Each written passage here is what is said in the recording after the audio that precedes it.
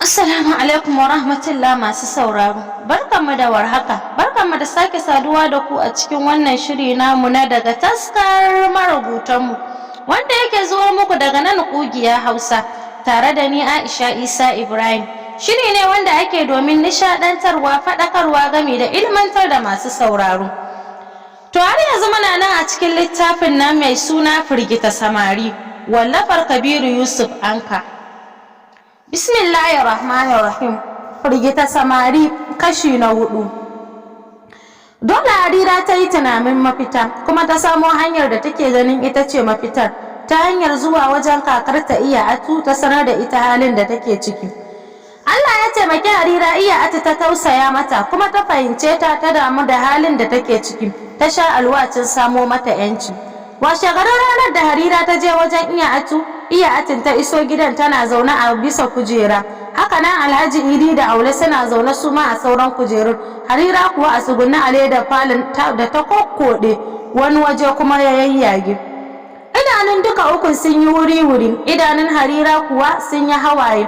Yadda Iya Atu ke fada a matsayin wadda ta isa ta yi fada, haka Alhaji Idi yake mayar mata da martani alhalin shi ake yi wa fada.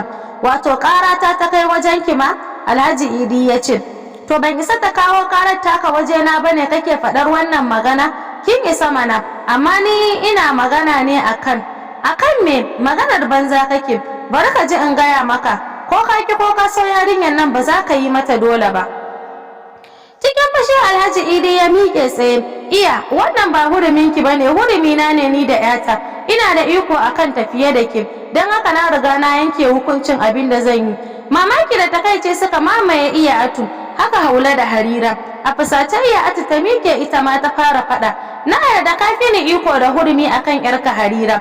Za ka iya yi mata duk abin da ka so. To amma ina fatan baka manta da cewa ni ma ina da iko da hurumi mai ƙarfi a kanka ba, a matsayinka na ɗana. Don haka abin da nake bukata shine ka aura wa Harira wanda take so.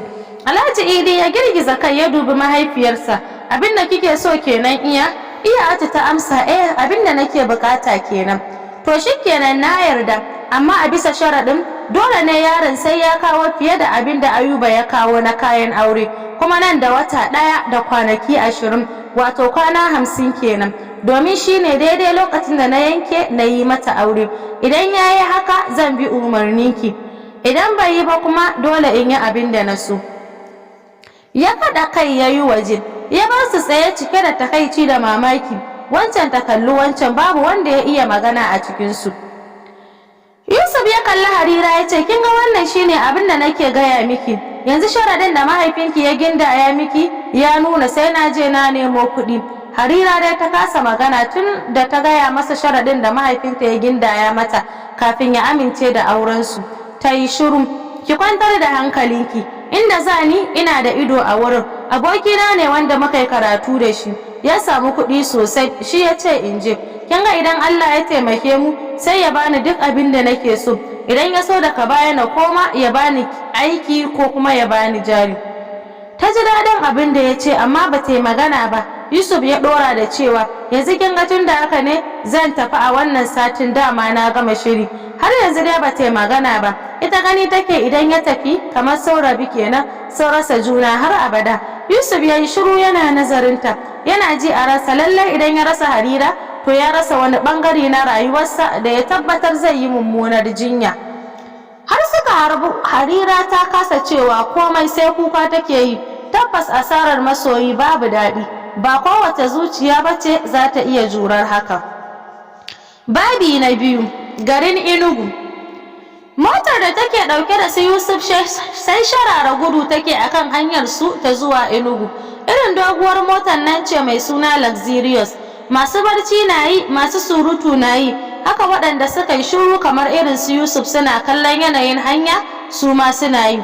Saboda irin azababban gudun da direbar motar yake yi da tsatsayawa inda ya kamata a tsaya a hanya ko tashoshi, kafin awoyin da ya kamata su kwashe a hanya su cika, sai ga su a cikin garin Enugu. Sannan a hankali har suka isa babbar tashar mota ta kasuwar Ogbete.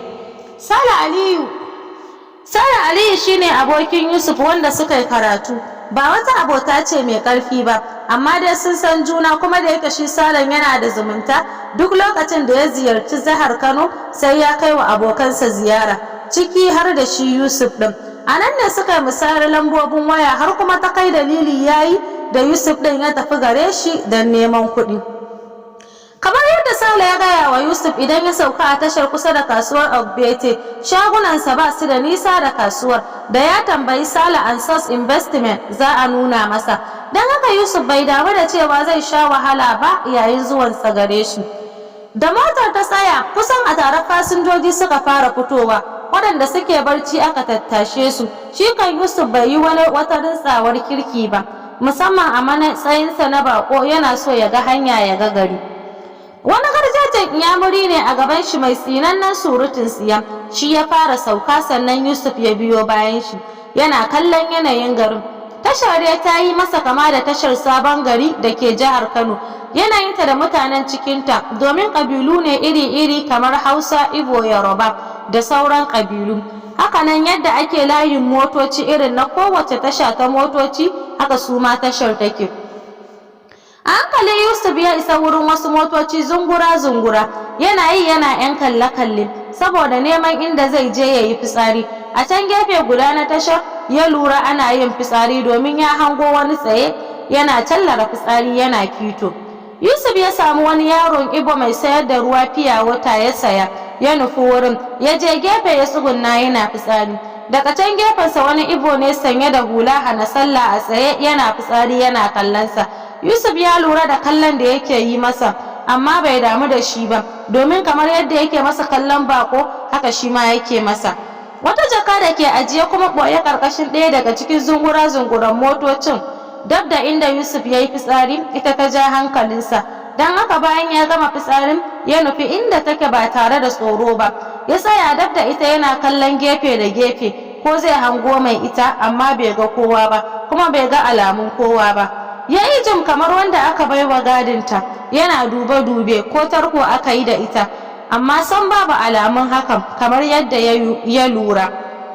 Kusan mintuna 20 ya yi tsaye yana kallon jakar, amma babu abin da yake tunani. Kawai sai ya yi ƙurar baƙin wake, ya je ya jawo ta daga ƙarƙashin motar. Yana gama fito da ita sai ga wasu ɗarka-ɗarkan inyamurai su biyu, ɗaya a gaba ɗaya a baya, sun nufo inda Yusuf yake a guje, kuma dukkaninsu sun yi gumi, idanunsu jajir. Yusuf ya yi wulli da jakar ya faɗi gefe guda yana cewa hasbinallahu.